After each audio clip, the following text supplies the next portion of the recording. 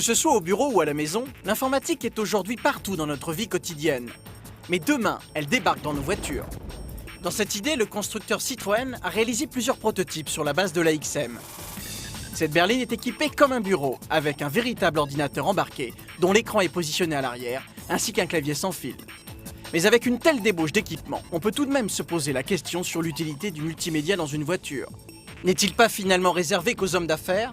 Nous avons proposé à plusieurs personnes de tester cette électronique embarquée, et comme vous allez le constater, c'est un sujet qui ne laisse pas indifférent. Je suis à fond pour le multimédia en général, donc ça m'intéresse bien sûr. Ouais.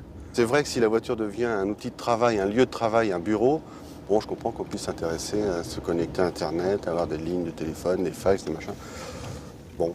Une imprimante d'un côté, un scanner d'un côté, on passe une feuille, et il la scanne, après on passe un fax, on reçoit ces fax, on les imprime, après ça devient l'outil de travail, ça devient le bureau carrément, surtout pour les hommes d'affaires qui travaillent beaucoup. C'est plus un gadget vraiment que ce soit dans la voiture parce qu'on est chez soi, on est mieux vraiment pour vraiment bien travailler avec imprimante, tout ça, on est bien chez soi ou dans son bureau.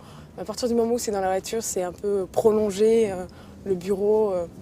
Pour être encore plus dans la vie active. Je trouve ça plus un gadget, mais c'est personnel. Hein. À la télé.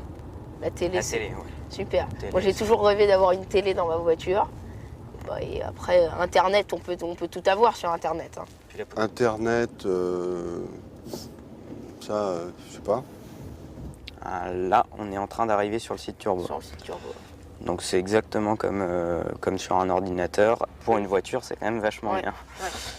C'est quand même un avantage de pouvoir surfer sur Internet d'une voiture. Pour les longs voyages et tout, quand on est à l'arrière et qu'on a Internet, qui est une mine d'informations extraordinaire, on peut aller se connecter à tous les sites et tout, c'est assez extraordinaire. Visiter le monde de sa voiture, quoi. Ouais. Pour le lecteur CD-ROM, pour les films, ça c'est bien, ça fait comme s'il y avait une télé à l'arrière. Je trouve tout ce qui est jeu, divertissement pour les gens à l'arrière, très bien. À partir du moment où, comme je disais tout à l'heure, ça gêne pas le conducteur.